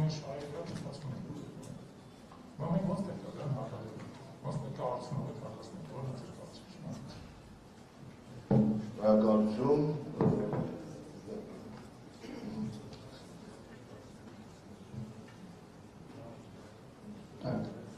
Աշխատում։ Շնորհակալություն հարցի համար, դուք իրավացրեք ես այդ կետը ներառել եմ եւ ըստեյության հիմա կասեմ, ուղղակի խնդիրը հետեւյալն է, որ այստեղ նույնպես մեծ հաշվով նոր հեծանիվ չի լինելու։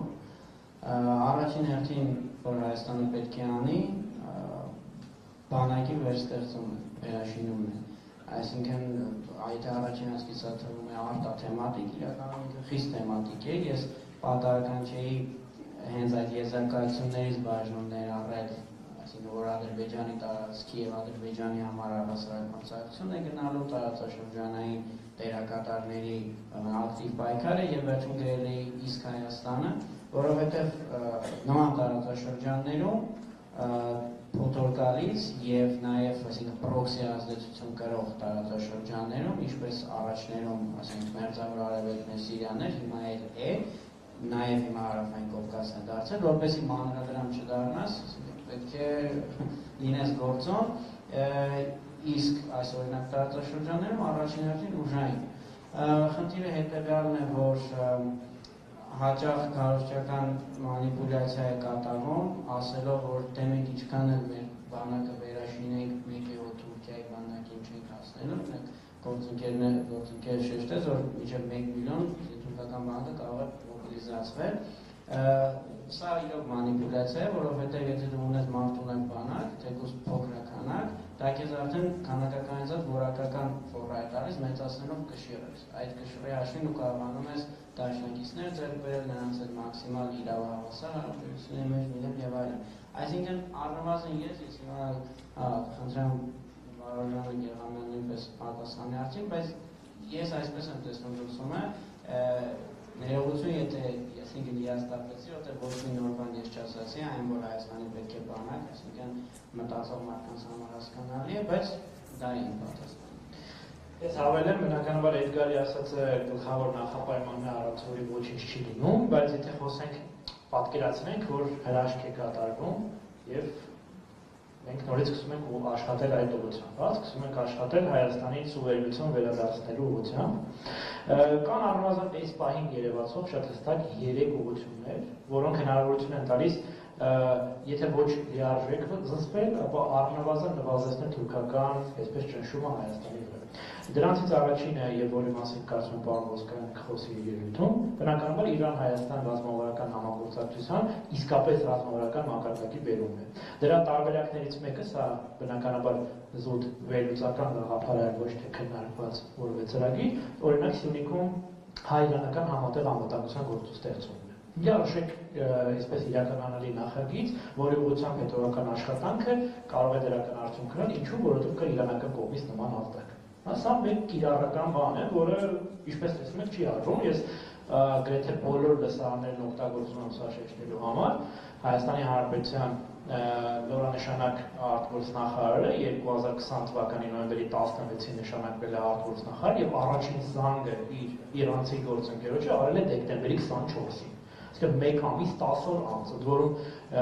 ինձ թվում է, որ հակառակը նոյեմբերի 10-ից պիտի հայկական պատվիրակությունները Ռուսաստանից եւ Իրանի տարածքից դուրս չգային, հա։ Ինձ թվում է սա շատ խոսուն փաստ է։ Երկրորդ ուղղությունը Հայաստան մերձավոր արևելք լայն իմաստով համագործակցությունն է, հաշվի առնելով, որ այս պահին մերձավոր արևելքում կա ոչ պաշտոնական, բայց լիարժեք գործող հակաթուրքական դաշինք, որը փոփոխական է, դրա մեջ մտնում է Եգիպտոսը, Արաբական Միացյալ Էմիրությունները, Սաուդյան Արաբիան, խոշոր հաշվով դրա մեջ է նաև Իրանը չերևացող, հա, Բահրեյնը եւ այլն, դրա մաս է կազմում նաև Կիպրոս Հունաստանը, եւ գիտեք, որ նույնիսկ այնքան այդ ոչ պաշտոնական լինելը այնուամենայնիվ չի խոչընդոտում, որպեսզի այդ ձևաչափով հանդիպումներ տեղի ունենան պարբերաբար եւ դա իհարկե, այսպես չեմ ասում ռազմական դաշինք է, բայց նորից հնարավորություն է զսպելու այդ բոլոր տերությունների համար սպառնալիք ներկայացնող Թուրքիային։ Այս Թուրքիայի ծավալապաշտությունը խնդիր է նաև էմիրությունների համար։ խնդիրը նաև Եգիպտոսի համար։ Բայց այստեղ էլ կա մի հակառակ վտանգը, որ ուզում եմ ջերմուց շեշտել։ Ես ինքս 3 տարի է ամենատարբեր հարթակներում ասում եմ, որ պետք է ժամ առաջ խոսել Եգիպտոսի հետ, Էմիրատների հետ, որովհետև հնարավորությունները կան, բայց դրանք անվերջանալի չեն կարող լինել, հա։ Եվ Եգիպտոսը այսօր մեր աչքի առաջ աստիճանական ունի այդ հակաթուրքական դաշինքից massամբ, այսպես իր մասնակցությունը massամբ սահմանափակելու միտում է ցուցաբերում։ Սա խոսում փաստը այն մասին, որ եթե հիմա չանենք, ապա գուցե նույնիսկ ամիսների ընթացքում այդ եղած սահմանափակ հնարավորություններն են պակասել։ Եվ այստեղ երկը նաև կարևոր է շեշտել այն, որ այս դեպքում թույլ տվեք մի քիչ խոսակցական բառ օգտագործեմ, յալվարեն, այսինքն ցանկություն ունեն այդպիսի դաշինքի մեջ Հայաստանի ներողել, ոչ միայն Հայաստանը ինքը, այլ նաև այդ նշածած երկրները եւ Սաուդյան Արաբիայից հենց այսօր այս ժամին եկող ուղերձները դրա խոսում վկայությունն են։ Եվ վերջապես երրորդ հանգամանքը, որ կարծեմ գործընկերս մասամբ ասեց, Հայաստանի Հանրապետության եւ Թուրքիայի միջեւ հաղորդակցություն պետք է։ Հաղորդակցություն խոսքը ոչ թե ճանապարհ եւ այլնի մասին, զրույցել պետք է, բայց այդ զրույցը պետք է ընթանա ոչ թե պարտավորական դիրքերից, այլ այն նախապայմաններով, որ առնվազն մենք կարող ենք այս բանին բանակցել։ Եվ դրա բացակայությունը բերում է այսպիսի իրավիճակների, դրա բացակայության պայմաններով այդ վակումը լցնում է այլ պետություն։ Մեր դեպքում այդ վակումը լցնում է օրինակ Ադրբեջանը, Ռուսաստանը, Վրաստանը եւ այլն, հա։ Եվ ես կարծում եմ 2011 թվականից հետո, երբ որ Հայաստանը վաստացի դուրս եկավ ֆուտբոլային դիվանագիտության այդ շրջանցումից, եւ դա գլխավոր սխալներից մեկն էր, որ կոմունիկացիան չշարունակվեց, այսինքն կոմունիկացիան փակվեց այդ թեման մասին, դե չի ստացվում շատ։ Ես պարոն Ջալաբյանի հարցը շատ կարևոր է, պրագմատիկ հարց է։ Եվ կարծում եմ, որ շատիորեն ստապլեցնող, որովհետև այո, մենք պետք է նաև ֆոկուսանանք անելիքների վրա։ Պարոն Ջալաբյան, այն թեմայի հետ կապված ինչ որ ես փորձեցի ներկայացնել, իմ դիրքորոշումը հետևյալն է, որ մենք անելիքների մեջ նաև այն է, որ մենք պետք է պատրաստ լինենք, պատրաստենք ընդ որում մի քանի սցենարներով հնարավոր զարգացումներ եւ որպես փաստ ասեմ հետևյալը 1992 թվականին խորհրդային փլուզումից հետո ցավոք տեխնիկական խնդիր կա, մենք չենք կարողանում այդ փաստաթղթերը ցույց տալ, Հայաստանին է փոխանցվել Մոսկվայի կողմից հայ-թուրքական սահմանի վերջին սահմանազատումը 87 թվականով եւ փոխանցվել է ասելով, որ այսուհետ թուրքական կողմը այլևս չի ուզում մեզ հետ համագործակցել եւ այսուհետ դուք թուրքական կողմի հետ շարունակեք այս process-ը, սրանք էլ վերջին հիմքերն են։ Հիմա եթե երբևէ Հայաստանի ու Թուրքիայի միջև սահմանազատում սկսի, ոչ թե GPS-ով հանկարծակի, այլ ինչ որ տրամաբանական ընթացքում, ապա մեր սկզբնակետը գոնե այս փաստաթղթերը, այս իրավիճակը ուսումնասիրելն է եւ ոչ թե հանկարծակի գալը, որ մեկ էլ մի օր մենք կարող ենք բախվել մի երևույթ, որ Թուրքիան առաջարկում է շատ արագ GPS-ով սահմանազատում, դրանից բխող տարատեսակ հետևանքներ։ Սա կոնկրետ փաստ է, սա կոնկրետ քայլ է, որ պետք է Հայաստանը անի։ Ցավոք սրտի այդ փաստաթղթերի ընթացքը ես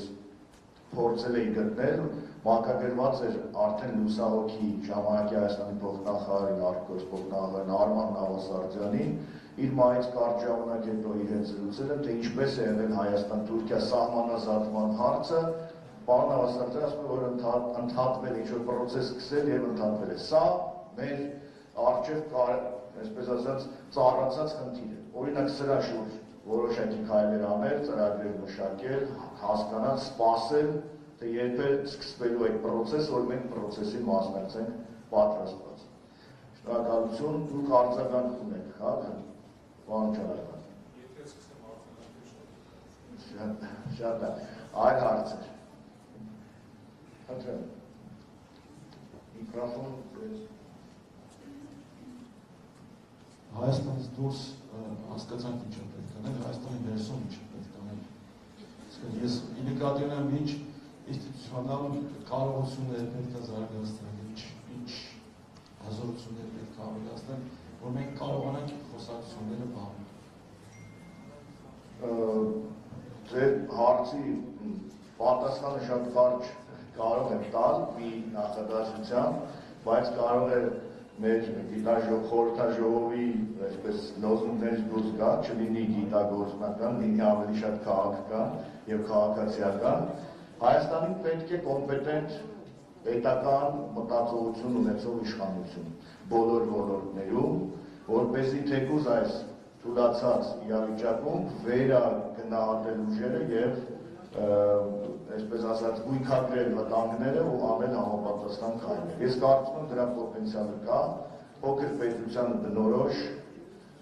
էքստրեմալ ռեժիմով աշխատելու։ Ես կարծում եմ, որ այլընտրանք չկա եւ Հայաստանը պետք է այս բարդ տարածաշրջանում, բարդ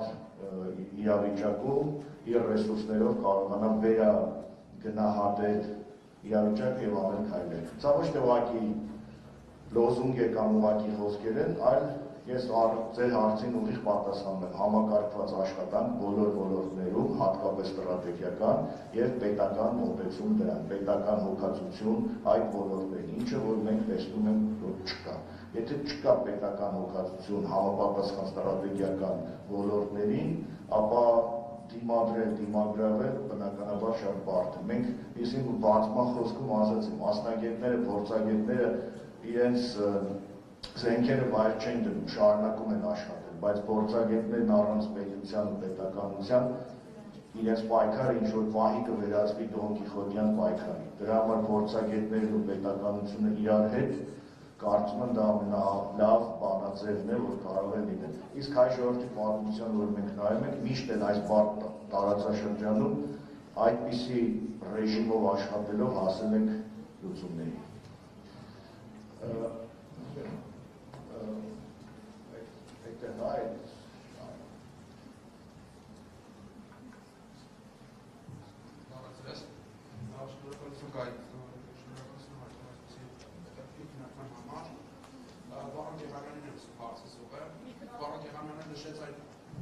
Նշեց այն ուղղությունները, արտաքին ուղղությունները, որտեղ աշխատանք ենք անելու, որ հետևանքով թույլ չենք տա պետական մեր հայրենիքի կորուստը, բայց չնշեց Չինաստանի հետ հարաբերությունների զարգացման հեռանկարը, որովհետև իմ կարծիքով մեծ հեռանկար կա, որ կարող է այդ հարաբերությունների շնորհիվ մենք ունենանք մեծ դեպքերներ։ Կուզենայի նշեք այդ պատճառով, թե ինչ հատկացավ Չինաստանի հետ հարաբերությունների։ Կարճ պատասխանը վարողը թույլ չտվեց, ժամանակ չտվեց։ Երկար պատասխանը ես նշեցի ընդհանրապես մի քանի ուղղություն, բայց հետևական աշխատանքը ենթադրում է, որ տարբերակները շատ ավելի շատ են։ Ես կարող եմ դատել միայն այն երկրների մասին, որոնցով ամենօրյա ռեժիմով զբաղվում եմ, բայց այստեղ եւ ունենք մասնագետներ, որոնք զբաղվում են Չինաստանով, ու այդ հարցը կարծում եմ շատ ավելի տեղին կարող եք ուղղել Չինագետ Մհեր Սահակյանին, որ նստած է այդտեղ վերջում, եւ Չինաստանը ասում է ոչ ոք չնշելը չի նշանակում, որ այն չկա, պատճառը սա է։ Բայց դա շատ կարևոր է, ես միանշանակ համաձայն եմ։ Շատ այդ հարց հետո այլ, ահա։ Բարև ձեզ, շնորհակալություն հարգելի բանախոսներ, շատ հետաքրքիր ելույթներ էին։ Որպես հարցից նախաբան ասեմ, որ պարոն Գեղամյանը նշեց Հայաստանը պետք է սկսի խոսել Թուրքիայի հետ, հարգելի բանախոսներ, իսկ դուք Թուրքիայի հետ կառուցողական հարաբերությունների հեռանկար տեսնում եք։ Թուրքիայի կողմից ոչ, որովհետև Թուրքիան շարունակում է իր ապակառուցողական դիրքորոշումը, ավելին ասեմ, թուրքական բոլոր այն ուղղությունները, որոնք վերաբերում են Հայաստանի հետ հարաբերություններին, խարսխված են Հայաստանի հանդեպ թշնամանքի գաղափարախոսության վրա, դրանից բխող բոլոր հետևանքներով։ Դրանք կլինեն տնտեսական, դրանք կլինեն ժողովրդագրական, դրանք կլինեն քաղաքական եւ այլն։ Պարոն Գեղամյանը երևի կանդրադառնա, բայց ձևակերպումը հետևյալն է. այո, մենք պետք է ինչ-որ պահի Թուրքիայի հետ խոսենք, բայց ինչպես նախ խոսենք պատրաստված, երկրորդ խոսենք ճանաչելով, երրորդ, բայց ամենակարևորը խոսենք արժանապատիվ, որովհետև մերձավոր արևելքում այլ ռեսուրսներից առավել կարևոր է արժանապատվությունը, նաև պետական արժանապատվությունը, եւ պետք է խոսենք մեր դիրքերից չնահանջելով, ինչքան որ դա հնարավոր է։ Այլապես մեկ զիջումը Թուրքիային դա ենթադրելու է մի ամբողջ զիջումների շղթա, որի վերջը չի երևում, կամ որի վերջը նշանակում է Հայաստանի վերջը նաև։ Դրա համար ես կարծում եմ պարադոքսը հետևյալն է, մեր հարևանն է Թուրքիան, պետք է խոսենք, բայց պետք է խոսենք այս ամենը հաշվի առնելով ապահովելու։ Եթե Թուրքիան մի օր կգա այնպիսի կառուցողական դաշտ, որ կկարողանա գոնե այնպես խոսել Հայաստանի հետ, ինչպես Հունաստանի հետ է խոսում, որտեղ Հունաստանի հետ էլ կան համանման խնդիրներ, բայց այնուամենայնիվ երկխոսություն կա։ Այդ երկխոսությունը հարթ չէ։ Օրինակ վերջին դրվագը Թուրքիայի եւ Հունաստանի արտգործ նախարարների հետաքրքիր երկխոսությունն էր, որ անգամ վերագրողների մոտ վերածվեց կոնֆլիկտի, բայց այնուամենայնիվ այդ երկխոսությունը կա։ Մենք պետք է կարծում եմ ձգտենք կամ գոնե հասկանանք, որ դրանից ավելի լայն երկխոսություն չի լինելու, դրական, բարեկամական, այն ինչ որ հնչում է ազգային ժողովի ամբիոնից շատ հաճախ, բարեկամություն անել Թուրքիայի հետ, խոսել հաղթողի հետ եւ այլն, դրանք որևիցե կապ չունեն իրականության, օբյեկտիվ իրականության հետ, եւ չեմ ասում, որ որևիցե կապ չունեն արժանապատվություն հասկացության հետ։ Ուղղակի հավելեմ այն ինչ ասաց պրոֆեսոր Մելքոնյանը, 2020 թվականի նոյեմբերի 17-ին, այսինքն հաղթանակից հետո առաջին նիստում Թուրքիայի ազգային Թուրքիայի խորհրդարանում քննարկմանը իշխանական կուսակցության ներկայացուցիչները ներկայացրել էին այսպես շրջաբերական, որի մեջ հստակ նշված էր իրենց դիրքորոշումը Հայաստանի հանդեպ հարաբերությունների վերաբերյալ։ Եվ այնտեղ ի թիվս են 3 հիմնական նախապայմանների, որոնց մենք բոլորս ծանոթ ենք, հայտնվել է նորը, որտեղ ասվում է, որ Հայաստանի հետ հարաբերությունները կարող են կարգավորել միայն այն դեպքում եւ սահմանները կարող են բացվել միայն այն դեպքում, որ Հայաստանը համաձայնվի թուրքական միջանցքների տրամադրմանը Սյունիքով։ Սա հստակ արձանագրված է Թուրքիայի խորհրդարանի ուրեմն կայքում կարող եք գտնել։ Ինչ է սա նշանակում։ Սա ապացուցում է նշված մոտեցման արդիականություն։ Եթե դու զիջողի դիրքերից ես պայքարում, այն նախապայմանները, որ քեզ միջև զիջումն էին առաջարկում, նրանք անպայմանորեն ավելանալու են, նրանք անպայմանորեն փոխվելու են։ Այս պարագայում հիմա մենք տեսնում ենք, որ ակտիվ քննարկում կա միջանցքների, սա ոչ այլ ինչ է, քան նոր նախապայմանի բավարարում։ Հաջորդ նախապայմանը կարող է լինել օրինակ այդ միջանցքների անվտանգությունը պետք է ապահովի ոչ թե օրինակ Ռուսաստանի Դաշնությունը, այլ նաև թուրք-ադրբեջանական համատեղ բարեկային ծառայությունը։ Կարող է լինել այսպիսի բան։ Ավելին, դա քննարկվում է Իսպանիայում, Թուրքիայում, ամենալուրջ մերձ իշխանական մակարդակներում։ Հետևաբար, այս պարագայում խոսակցություն չի նշանակում գնալ եւ այսպես ասել, դե մենք պատրաստ ենք, ինչ ուզում եք արեք մեզ հետ, հա։ Մեզ հետ անելու են այն, ինչ որ անում են նմանատիպ դեպքեր։ Շնորհակալություն հարցի համար, շատ կարևոր հարց։ Խնդրեմ երկրորդ շարքում, հա, խնդրեմ։ Ձեզ շնորհակալություն բանախոսներին, հարցը սրված է պարոն Էլմակյանին։ Դուք քննարկեցիք Թուրքիան տնտեսական գործոնի եղնությունն Ադրբեջանի Թուրքիայի տնտեսական ներկայության։ Մենք դա տեսնում ենք նաև Վրաստանում եւ կոնկրետ իմ հարցը վերաբերում է նրան, թե Հայաստանի դեպքում ճաշուտով այսպես շարունակվելու դեպքում նաև այստեղ կտեսնենք թուրքական ներկայություն եւ մենք ինչ միջոցներ կարող ենք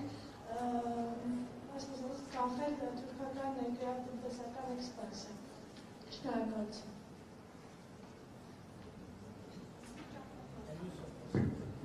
Շնորհակալություն հարցի համար։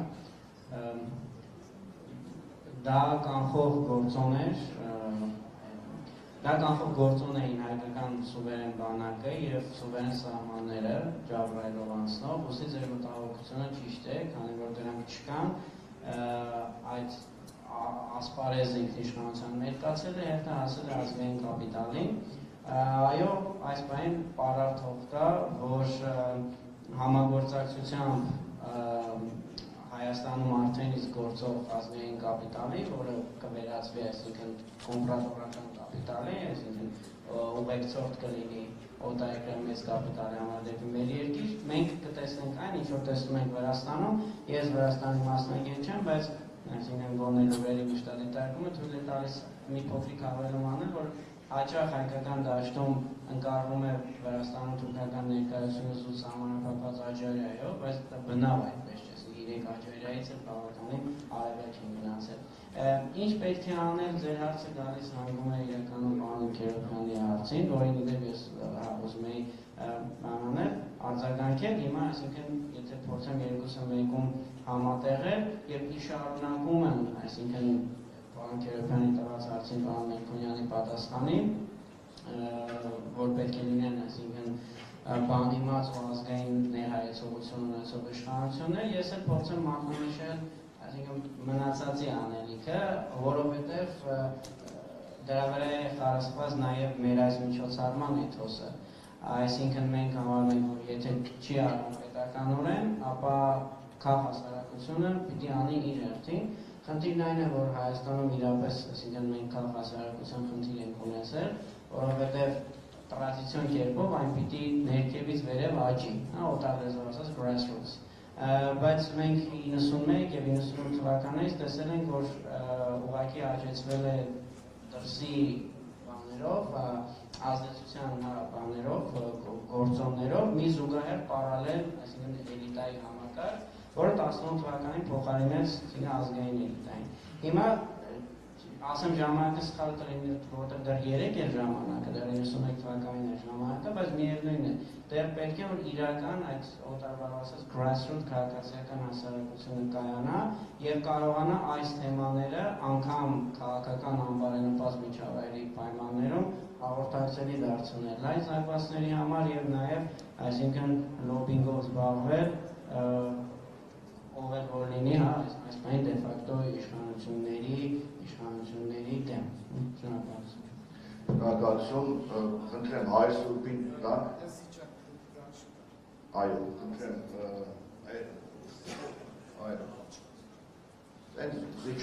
զիչելով, այո։ Здесь я, пожалуй, задам вопрос на русском языке. Прежде всего, хочу поблагодарить за такую очень интересную и актуальную конференцию. У меня на самом деле возник насущный вопрос по поводу СУНИКа в связи с новой конфигурацией на Южном Кавказе и в случае разблокировки транспортных коммуникаций и сухопутной связи между Азербайджаном и Турцией через территорию Армении, так называемый Мехридский коридор. У меня возник вопрос, с какими противоречиями могут столкнуться Анкара и Москва по поводу транспортных коммуникаций. То есть, возможно ли борьба за контроль над дорогой в СУНИКе и, в принципе, чем это грозит для Армении? Спасибо. Արդին պատասխանի Վարուժան Գելանյան։ Վերջին օրերում հայտնի որպես մի բան, միջանցքագետ։ Վերջին 6 ամսում, չգիտեմ քանի անգամ եմ այդ բառն արտասանում։ Я же могу на армянском, правильно? Хорошо. Я обязан на армянском. Хорошо. Շատ լավ։ Իսկապես իրավիճակը այնքան պարզ եւ այսպես պրիմիտիվ չէ, որքան որ շատ հաճախ ներկայացվում է։ Ես կարող եմ միայն ասել այսպես շատ ընդհանրական ոճով, որտեղ հակառակ բաժանում կմտնենք նոր քննարկման դաշտ, այս պահին Սյունիքով անցնող միջանցքների համար հետևողական պայքար է գնում, ակնհայտ է դա, հետևողական պայքար է գնում առնվազն երկու կողմերի միջև։ Կա երկու կողմ, առաջին կողմը դա ներկայացված է Թուրքիա եւ Ադրբեջանի տեսքով պլյուս մի քանի եվրոպական, այսպես արևմտյան երկրներ, երկրորդ կողմը, որը պայքարում է դրա դեմ, որքան էլ տարօրինակ կարող է թվալ, դա բացի Հայաստանից, ընդ որում չգիտեմ Հայաստանը իրականում կողմա թե չէ, այս բaragայում, պայքարում են տարածաշրջանի գրեթե բոլոր երկրները, Վրաստան եւ Իրանը ներառյալ, այն եւ դրանից զատ նաեւ եվրոպական որոշ մայրաքաղաքներում կա անհանգստություն միջանցքների բացման թեմայով, ընդ որում այդ մայրաքաղաքները այն նրանք են, որոնք նաև մաս են կազմում Արցախյան հակամարտություն։ Հիմա այստեղ որն է էական ինչպիսի դիրք ունի Ռուսաստանի Դաշնությունը։ Ես կարող եմ անալոգիայով պատասխանել։ Երբ որ դուք նստում եք սեղան բանակցությունների եւ դու հակված ես պաշտպանել մի կողմին, բայց ինքը պաշտպանվող կողմը համաձայն է դիմացինի ներկայացրած պահանջներին, դու ինչ էլ ուզես անել, չես կարող հիմնվել այդ կողմի վրա, որպեսզի ասես, որ գիտեք, ես էլ եմ դեմ միջանցքների բացմանը։ Հիմա նույն մոտապես իրավիճակը Հայաստանի եւ Ռուսաստանի հարաբերություններով։ Եթե Հայաստանի հանրապետության ղեկավարությունը հայտարարում է բազմիցս, որ նախ միջանցք չկա, հետո պարզան միջանցք կա, բայց այդքան էլ միջանցք չի, հետո պարզան, որ հա միջանցք կա, բայց դրա դիմաց մեզ են միջանց տալիս, այդ իմիջիալոց այդ հերկման բանն է շատ հետաքրքիր, երբ որ դա հայտարարվում է, ինչպես կարող է օրինակ Մոսկվան, ես ինձ պատկերացնում եմ բանակցության սեղանի շուրջ, ինչպես կարող է Մոսկվան ասել, չէ, մենք դեմ ենք այդ միջանցքին, չէ՞ որ դա Հայաստանի սուվերեն տարածքի մասին է խոսքը։ Մոտավորապես, եթե շատ պրիմիտիվացնեմ, այսպեսին է իրավիճակը։ Լավ, խնդրեմ, այստեղ հատավեք։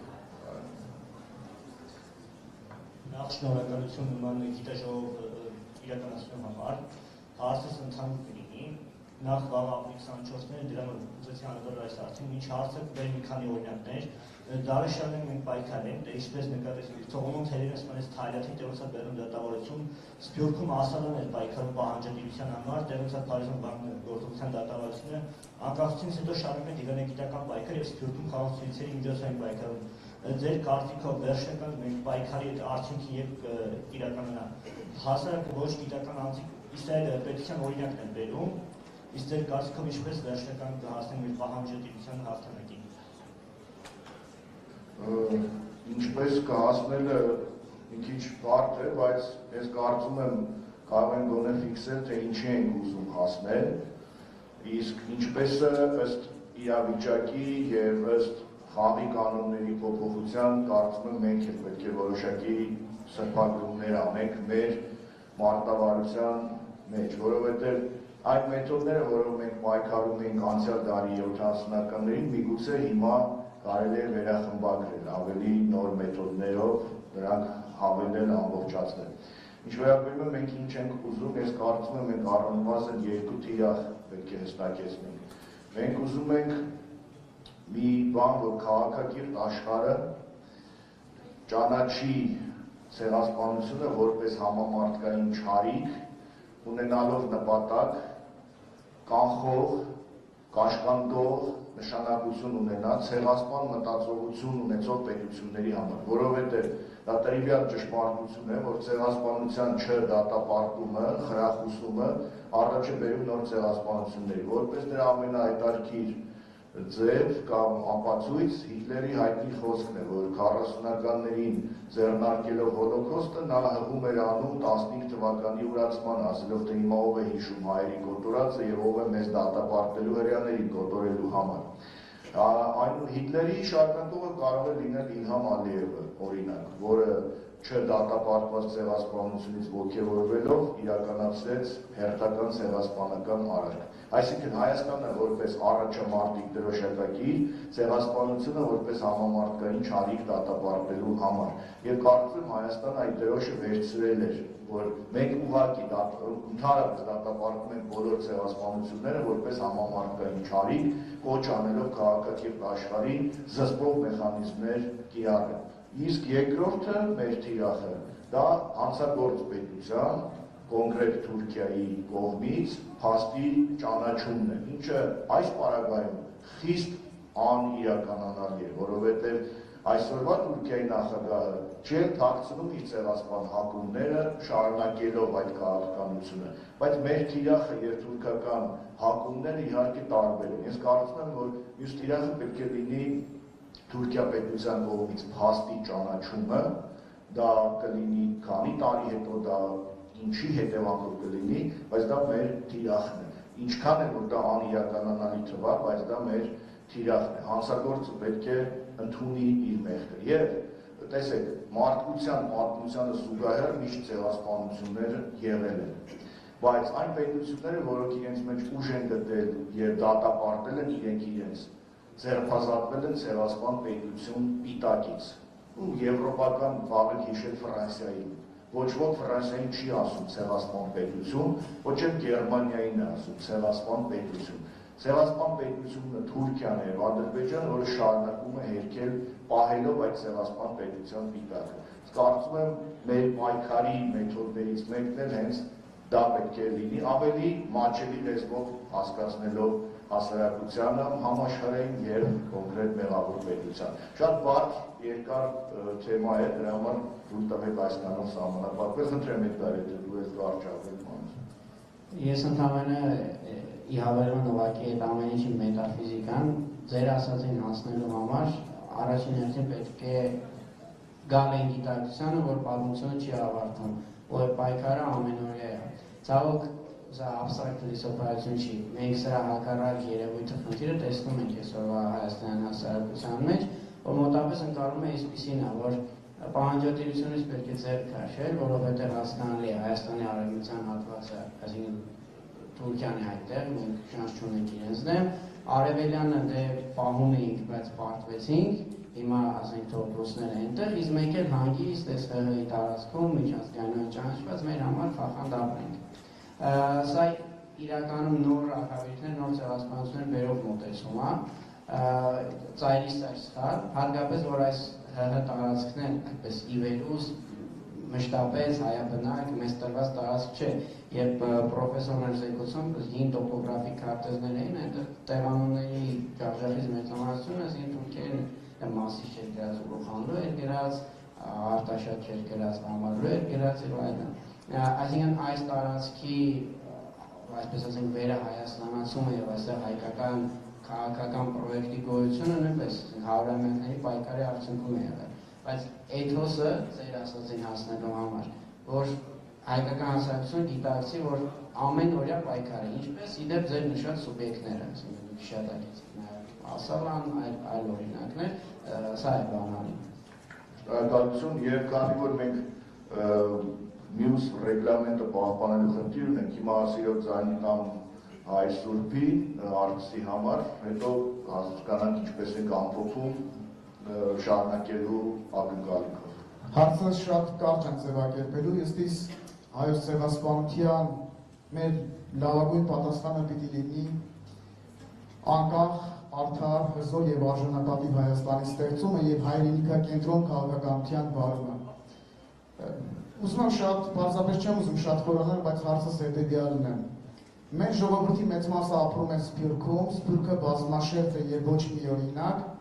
եւ մենք ունենք նաեւ տարբեր մտածողություններ։ Ըստ ձեզ 106 տարի անց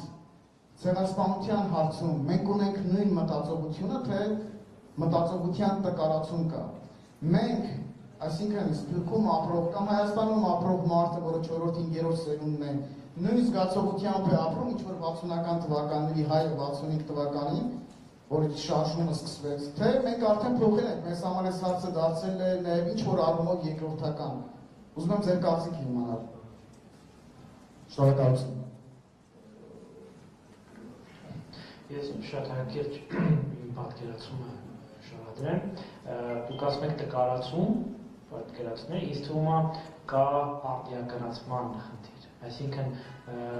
մենք մինչև այս իրավիճակի իրադարձություններն էլ ունենք իսկապես, եթե անկեղծ լինենք, իսկ հիմա պետք է բացառապես անկեղծ լինենք, մենք ունենք խնդիր, որ հասկանանք, թե հայոց ցեղասպանության պահանջատիրությամբ ինչ նպատակներ ենք մեր առջև դնում։ 2020 թվականի տխուր իրադարձությունները, ցավալի իրադարձությունները իրականում մեզ յուրահատուկ չեմ ուզում այդ բառն օգտագործել, բայց ստիպված եմ հնարավորություն են տալիս արդիականացնելու այդ թեման, այդ թեմայի պրակտիկ նշանակությունը մեզ համար։ Այսինքն, երբ որ դու կարծում ես, որ այն ինչ որ տեղի ունեցել 100 կամ 105 տարի առաջ, դա ինչ որ պատմական անհասկանալի իրավիճակի արդյունք էր եւ այսօր դրա կրկնումը անհնար է, դու արդեն իսկ փաստացի դուրս ես գալիս այդ հիմնական նպատակից, որը հետապնդում էր հայոց ցեղասպանության միջազգային ճանաչումը, այդ թվում է հայոց ցեղասպանության մշտական այսպես թարմացումը, հիշողության թարմացումը Հայաստանում։ Այս տարածաշրջանում այլ կերպ չի լինում։ Երբ որ դու ցեղասպանությունը չես արձանագրում որպես հնարավոր զարգացման սցենար, դու միշտ ստանում ես ցեղասպանություն։ Ես այս սուրբի խոսքում բնականաբար նկատելի է արդեն իսկ տագնապը, որովհետև նրա հարցի մեջ կար նաև որոշակի պատասխան, որ արդյոք թույլացել է այդ մոտեցումը մեր հավաքական ընկալման մեջ, այսօր ես կարծում եմ, որ կա այստեղ օբյեկտիվ եւ սուբյեկտիվ խնդիր։ Օբյեկտիվ, որ տարիները, տասնամյակները միգուցե կարող են ազդել այդ խնդրի ընկալման վրա, բայց երբ որ օրինակ ես իմ աշխատանքի բերումով շփվում եմ անընդհատ նոր սերունդների հետ, տեսնում եմ, որ ժամանակը անգամ իզորու չէ հաղթել եւ հայ նոր սերունդները իրենց մեջ պահում են այդ հիշողությունը, այդ հստակ հայեցի մոտեցումը եւ այլն։ Բայց հայ հասարակությունը նաև գտնվում է սուբյեկտիվ ապակողնորոշման եւ թիրախային հարձակման մեջ, ընդ որում այդ թիրախային հարձակումները հաճախ անում են պատասխանատուներ, պատգամավորներ, տարբեր հասարակական գործիչներ, քաղաքական, որոնք հասարակության մեջ են նետում ինչ-որ տարատեսակ, այսպես ասած, քարոզչական հնարքներ։ Արդյոք մեզ պետք է ճանաչումը, ինչ պետք է տա։ Հիշում եք նման դեպք վերջերս եղավ, երբ որ պատգամավորը իշխող ուժից ասում էր, ասենք թե ճանաչեցին, հետո ինչ, մոտարապես այս ձևակերպում։ Սրանք բոլորը կարծում եմ առաջին հարվածում են հենց մեր հասարակության զգոնությանը, իսկ այդ զգոնությունը մենք պետք է պահպանենք։ Ինչու՞։ Որովհետև դա մեր համազգային ողբերգությունն է, մենք դա չենք կարող մոռանալ որևէ կերպ, որովհետև դա ոչ միայն 1.5 միլիոնի կորուստ է, դա ինքնության մի հատվածի կորուստ է, դա բնորանի մի հատվածի կորուստ է, եկեղեցիների, մշակույթի եւ այլնի։ Եվ երկրորդը, որ քանի դեռ մեր խնդիրը իրավական ու քաղաքական լուծված չէ, մենք իրավունք չունենք մոռանալ։ Մենք եւ հաջորդող սերունդները չպետք է մոռանան, այլ պետք է պահեն։ Եվ վստահ եմ, որ հայկական գիտակցությունը նաեւ երիտասարդ սերունդների մոտ, իսկ ես դրա լավատեսության հիմքերն ունեմ նայելով իմ լուսավոր ուսանողուների աչքերին, հաստատ հաղթելու է քարոզչական այդ միտումնավոր նետված հնարքը։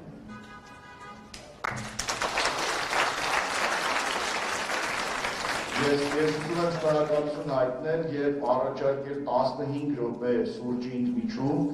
եւ